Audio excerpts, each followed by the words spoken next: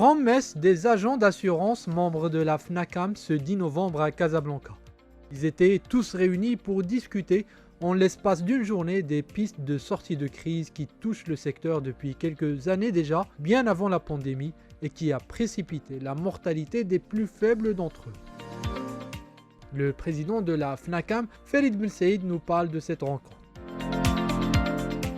C'est un nouvel élan pour l'intermédiation après cette période de crise. Comme vous le savez, nous sommes passés par une zone de perturbation et c'est l'occasion d'ailleurs, c'est la journée où l'interdiction de sortie est annulée. Donc c'est un bon jour pour nous. Ça veut dire que c'est un nouvel élan aussi sur lequel on va s'appuyer. Alors le plus important, c'est de savoir qu'après une période de crise, il faut savoir rebondir, il faut savoir se donner de nouveaux objectifs et il faut savoir surtout travailler en équipe. Et l'équipe, c'est nos partenaires, compagnies d'assurance, c'est le régulateur avec la CAPS. Et nous avons des sujets très précis sur lesquels nous devons absolument trouver des solutions, ou en tout cas mettre des jalons pour les solutions, pour faire avancer les choses.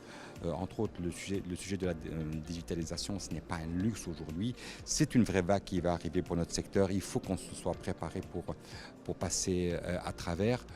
Toutes les commissions paritaires que nous avons eues avec les compagnies d'assurance sur des sujets techniques.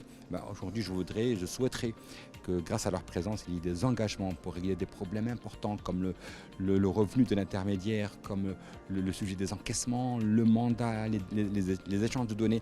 Beaucoup de points pourront être aujourd'hui mis en objectif pour qu'ils soient atteints par nous-mêmes.